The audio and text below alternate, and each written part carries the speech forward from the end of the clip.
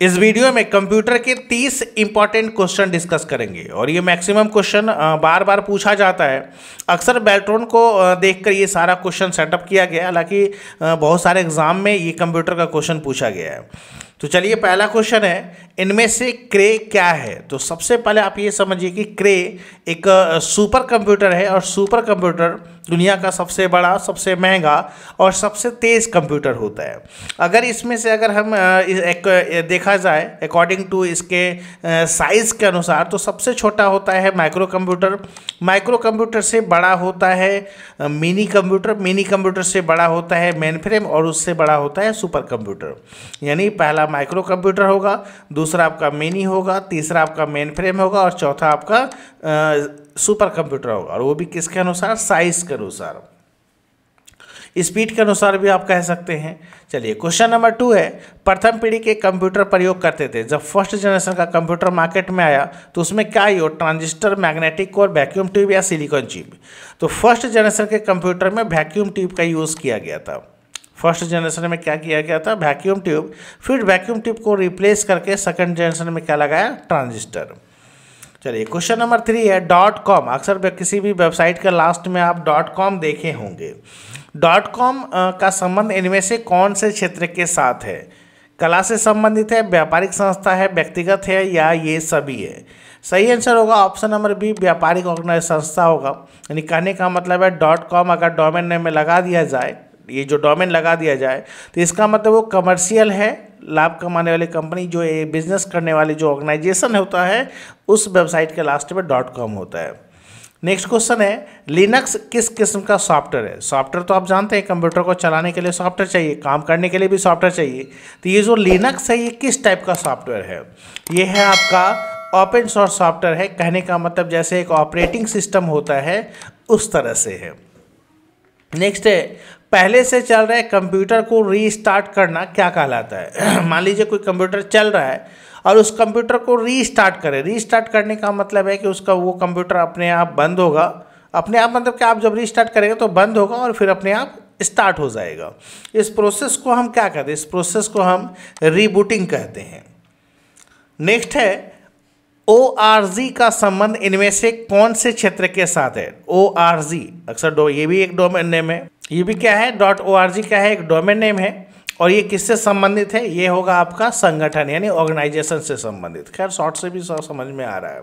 Next question है, process data को इनमें से क्या कहते हैं? What is process data called? जिस डेटा पर जो डेटा प्रोसेस्ड हो चुका है उसको हम क्या कहते हैं? आउटपुट कहते हैं। मतलब कि जैसे अगर मैं यहाँ से 2 + 2 रिजल्ट क्या देगा? 4 देगा। तो ये डेटा तो प्रोसेस हो ही चुका ना। हालांकि प्रोसेसिंग हो रहा है, लेकिन प्रोसेस्ड हो गया। अब इसके बाद क्या होता है? वो आउटपुट होता है। नेक्स्ट है, प्रमुख गणना यंत्र इनमें से क्या है? प्रमुख गणना यंत्र, which of the following is the main calculating machine? सही आंसर होगा इसका option number D, abacus. Market में सबसे कंप्यूटर के क्षेत्र का सबसे पहला मशीन एबेकस आया था। इसमें जोड़ने और घटाने का काम होता था। लीकाई चेन के द्वारा बनाया गया था और एक चाइनीज आदमी था। नेक्स्ट है, लिनक्स किस किस्म का सॉफ्टवेयर? लिनक्स आपका जो है किस टाइप का सॉफ्टवेयर होगा? ये आपका ओपन सोर्स सॉफ्टवेयर होगा। पता है, जैसे कंप्यूटर में को चलाने के लिए ऑपरेटिंग सिस्टम होना चाहिए, तो लिनक्स भी क्या है? एक ऑपरेटिंग सिस्टम है। अक्सर हम लोग ऑपरेटिंग सिस्टम के तौर पे विंडोज़ का यूज करते हैं, लेकिन विंडोज़ के अलावा और भी बहुत ऐसा सॉफ्टवेयर है जो ऑपरेटिंग सिस्टम में आता है। क्वेश्चन नंबर 10 है, मल्टी प्रोसेसिंग इनमें से क्या होती है? मल्टी प्रोसेसिंग मतलब एक से ज़्यादा प्रोसेसिंग मतलब का मतलब तो वर्क आप समझ ही रहे हैं। तो सही आंसर होगा ऑप्शन नंबर बी, एक से अधिक प्रोसेसर द्वारा। सबसे लोकप्रिय इंटरनेट गतिविधि इनमें से कौन सी है? सबसे लोकप्रिय इंटरनेट गतिविधि इनमें से कौन सी है? सही आंसर होगा ऑप्शन नंबर संप्रेषण, सर्चिंग, मनोरंजन, शॉपिंग, संप्रेषण। कौन सा ऑप्शन सही होगा? ऑप्शन नंबर सी।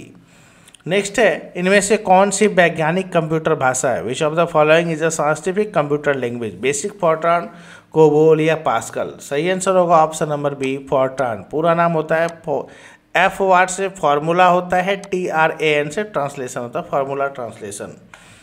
इनमें से विंडोज़ 10 को किस वर्ष लॉन्च किया गया था? इसमें से विंडोज़ 10 अक्सर जो हम लोग विंडोज़ सॉफ्टवेयर यूज करते हैं उसमें विंडोज़ का जो 10वां वर्जन है ये किस वर्ष लॉन्च किया गया था? सही आंसर होगा ऑप्शन नंबर सी 2015 में। कंप्यूटर के सेंट्रल प्रोसेसिंग यूनिट जिसे शॉर्ट में हम सीपीयू भी कहते हैं, कंप्यूटर के सेंट्रल प्रोसेसिंग यूनिट का फंक्शन इनमें से क्या है? सेंट्रल प्रोसेसिंग यूनिट का फंक्शन इनमें से क्या है? राइट आंसर होगा ऑप्शन नंबर 1 गणनाएं और प्रोसेसिंग करता है। सही बात है, जितना भी सारा गणना होगा या जितना भी सारा प्रोसेसिंग होता है सब किस में होता है? सीपीयू में होता है। किलोबाइट कितने बाइट के बराबर होती है? जो केबी होता है ये कितने बाइट के बराबर होती है?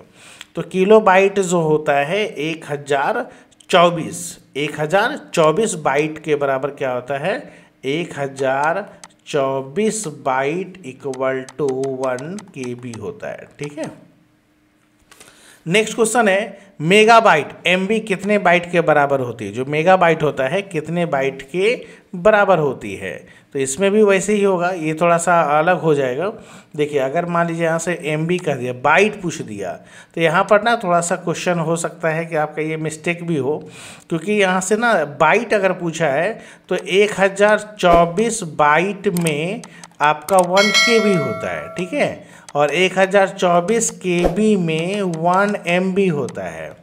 ठीक है, और 1024 MB में 1 GB होता है, और 1024 GB में 1 TB होता है। तो कहने का मतलब क्या है कि अब यहाँ से आपसे पूछा है बाइट के बराबर, तो बाइट पूछा है और यहाँ से MB पूछा था। अब ये KB ना पूछ के क्या पूछ दिया आपसे? MB पूछ दिया। तो इस टाइप का क्वेश्चन में ना आप क्या कर देंगे? गलत कर देंगे, तो ऑप्शन आपका मैच नहीं करेगा। बाइट में बाइट था तो KB पूछना था। ठीक है, KB था तो MB पूछना था, MB था तो GB पूछना था, GB था तो TB पूछना था। तो इस हिसाब से हो जाता है, क्योंकि सारा ऑप्शन ऐसा ही है। लेकिन अगर MB से बाइट से अगर MB पूछा है तो ज़्यादा हो गया ना, ये ऑप्शन आपका गलत हो गया। क्वेश्चन नंबर 17 है इनमें से कौन सा कंप्यूटर का बुनियादी काम नहीं है? टेक्स्ट को स्कैन करना, डेटा को प्रोसेस करना, इनपुट को स्वीकार करना, डेटा को स्टोर करना। तो इसमें कौन सा होगा? तो कंप्यूटर का बुनियादी काम नहीं है। जो कंप्यूटर का कौन सा काम नहीं है?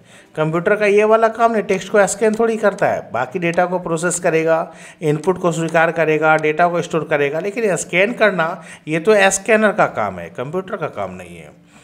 किस प्रोग्रामिंग लैंग्वेज को ट्रांसलेटर की ज़रूरत नहीं होती है? मतलब कौन से प्रोग्रामिंग लैंग्वेज को ट्रांसलेटर की ज़रूरत नहीं होती है? सही आंसर होगा option number C machine language. जो मशीन लैंग्वेज होता है उसको ट्रांसलेटर मतलब लैंग्वेज को बदलने का ज़रूरत नहीं पड़ता है, क्योंकि मशीन का लैंग्वेज है और मशीन तो समझ ही रहा है। एक बाइट में इनमें से कितने विकल्प होते हैं? How many of these options are there in 1 byte? 1 byte कितना हो जाएगा? 1 बाइट से इसमें से कितने विकल्प होते हैं? ऑप्शन नंबर सी होगा 8 होगा। ठीक है, चलिए क्वेश्चन नंबर 20 है कंप्यूटर मेमोरी की सबसे छोटी इकाई को इनमें से क्या कहा जाता है? जो कंप्यूटर मेमोरी है उसकी सबसे छोटी इकाई को इनमें से क्या कहा जाता है? बाइट है, मेगाबाइट है, बीट है, ये सभी है। सही आंसर होगा ऑप्शन नंबर सी बीट होगा। बीट से पहले बताया कि बीट से बाइट हुआ, बाइट से KB हुआ, KB से MB हुआ, MB से GB हुआ, GB से TB हुआ। पोस्ट का पूरा नाम क्या है? Post POST। सही आंसर होगा option number D power on self test. Power on self test यानी पोस्ट। इनमें से कौन इनपुट इकाई है? Keyboard, scanner, mouse. इनमें से सभी, इनसे ये सभी डिवाइस, कीबोर्ड से भी आप इनपुट ले सकते हैं, स्कैनर से भी इनपुट ले सकते हैं, माउस से भी इनपुट ले सकते हैं, इनमें से सभी होगा। वेबसाइट नाम में HTTP इनमें से क्या है? HTTP पूरा नाम हाइपर टेक्स्ट ट्रांसमिशन प्रोटोकॉल होता है और इसका ऑप्शन नंबर डी होगा प्रोटोकॉल। इनमें से विश्व का प्रथम इलेक्ट्रॉनिक डिजिटल कंप्यूटर, विश्व का प्रथम इलेक्ट्रॉनिक डिजिटल कंप्यूटर है, कौन सा होगा? सही आंसर होगा option number B ENIAC। ENIAC first electronic computer आया, बना 1946 में, यहीं से इलेक्ट्रॉनिक कंप्यूटर का शुरुआत हुआ। ठीक है, चलिए पूरा नाम होता है electronic numerical integrator and calculator. Computer के क्षेत्र में महान क्रांति कौन से साल में आई थी? कंप्यूटर के क्षेत्र में महान क्रांति कौन से साल में आई थी? सही आंसर होगा option number C, sorry option number B होगा 1960। कंप्यूटर का हिंदी में इनमें से क्या नाम है? संगणक। कंप्यूटर का हिंदी नाम क्या होता है? संगणक होता है। इंटरनल स्टोरेज इनमें से कौन से प्रकार की स्टोरेज है? जो इंटरनल स्टोरेज होता है इनमें से कौन से प्रकार की स्टोरेज है? सही आंसर होगा ऑप्शन नंबर ए, प्राइमरी। जो इंटरनल स्टोरेज होता है वो किस में आता है? प्राइमरी मेमोरी में आता है। मशीन लैंग्वेज क्या प्रयोग करती है? मशीन लैंग्वेज क्या प्रयोग करती है?